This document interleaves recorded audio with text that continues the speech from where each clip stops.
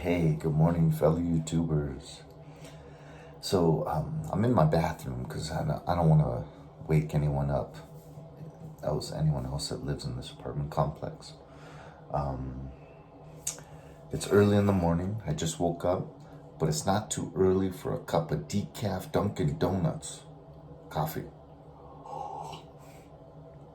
I just want to make a message because this has been brought so clearly to my heart and mind. So, in this apartment complex, you have a lot of people, let's just say, have experienced a lot of hardship in their lives. And they're humble because they've been made humble by life.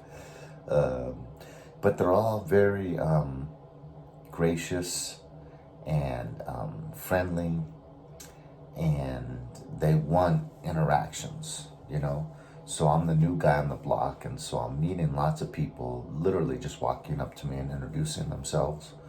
And I like that, The Holy Spirit, when it comes into your heart, you get the love of the Father and love of the fellow man. So, I'm down. I enjoy it. But there's this one guy that saw me moving with my broken arm boxes, like on 3 different days out of my car into the apartment complex, making consecutive trips. And he, like, at least 2 of those 3 days was just sitting on his balcony, kind of watching me. And I said hello, and we said 1 or 2 things here and there. And then I was walking my dog, and he was getting out of his car with a 24 ouncer of quarters. And I said, that's my go-to, but I get the light version. And then, that was the end of that interaction. And then, like, maybe a week later, I'm walking my dog again, and he's getting out of his car again. So we stop and we talk at the base of his stairs that goes up to his 2nd floor apartment. And he shared with me that his son died on a motorcycle, and my heart went out to him right away, and I felt really bad hearing that.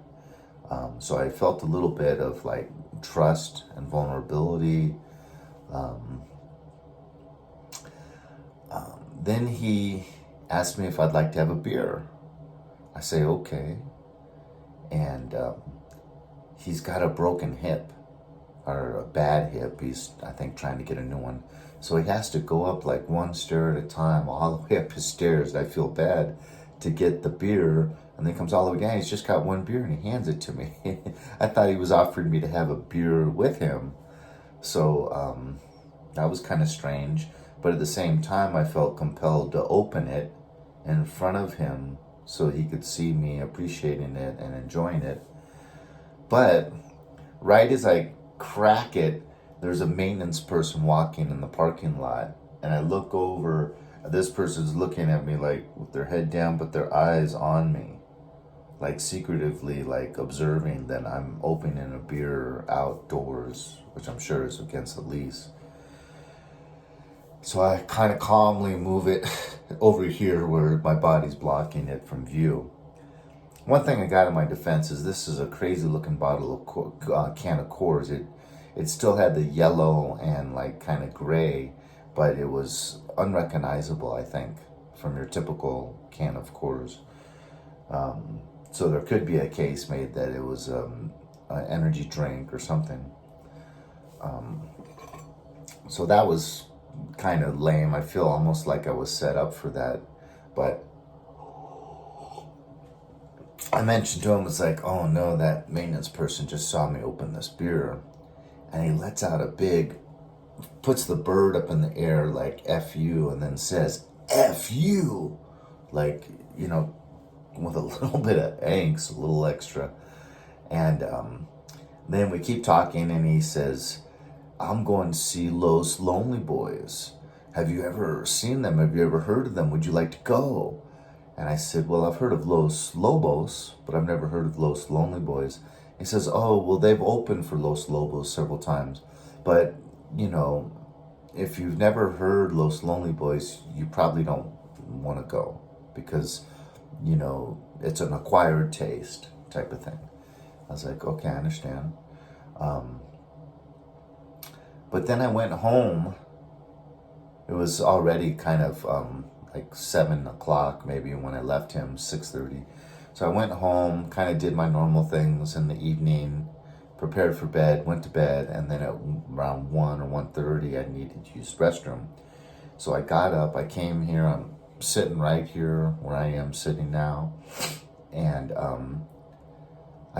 hear like a rustling and a footstep outside my bedroom door. So that's just beyond this door, the bathroom door.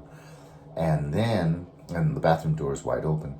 And then I hear, now it's mainly pretty dark. I try not to turn the lights on at all when I'm in the middle of the night using the restroom. So I hear one loud step on this side of my door in my bedroom.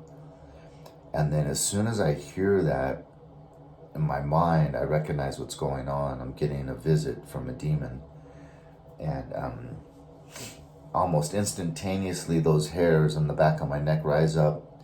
And I kind of feel like this wave of kind of like, I don't know how to explain it, of almost expectation, but kind of negative expectation wash over me. And then I just start praying and just get totally in my mind immersed in the prayers. Finish using the restroom, get up, go back to bed, no big deal. Something I've been through 100 times. But then that afternoon, the next day in the afternoon, I kind of lie down in my bed to watch a video or two, and I kind of end up just dozing off for for a few minutes. And something else I've felt hundreds of times is something get in the bed with me. I feel I'm on an air mattress now, so the bottom right corner goes down, but only like maybe in a 3-inch space. So it's almost like I'm thinking like a cat or a dog, what it would feel like if a dog's paw went on the corner of your air mattress bed. But so I kick my leg right above it, so to try to get rid of it, and it does go away. But then, around maybe 10 or 15 seconds later, it happens again. The whole bed sinks. And so my whole point is that I realize that I got those 2 visits, I think, because I accepted a beer from someone not knowing their heart or their intentions. And this guy admits that he, drinks and smokes pot daily. And, he's considerably older than me. Not considerably, but he looked like he was probably 10 years older than me, so like 67.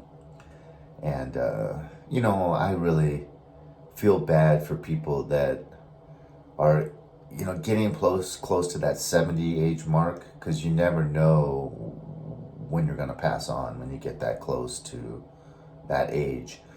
And you're still needing, these outside, call them what they are, drugs to kind of regulate your homeostasis emotionally. And so,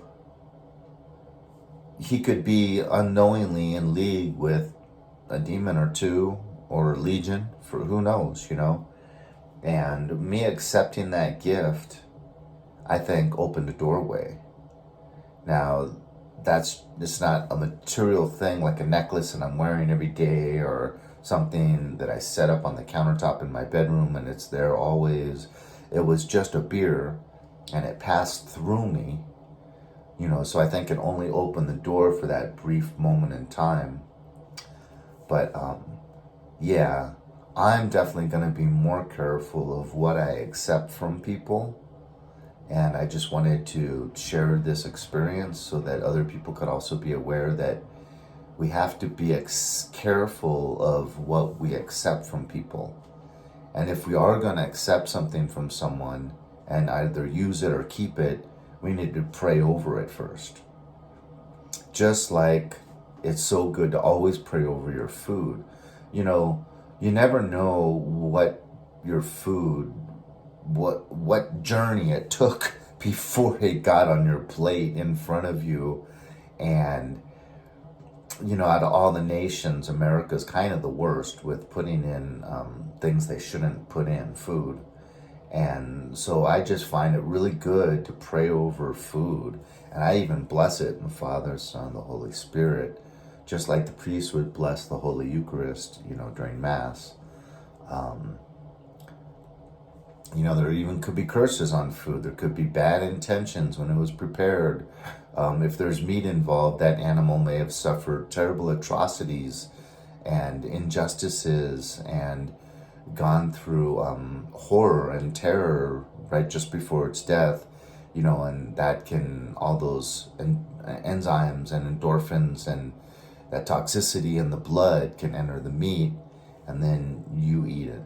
So it's just, I just highly recommend blessing all your food, praying over it, and then any gifts you get from people, especially people you don't know very well, or maybe people you do know well and you know that you shouldn't be accepting gifts from them. If you're going to accept it and you're going to keep it, pray over it. That's the end of the message. I hope this reached someone. God bless. Have a good day.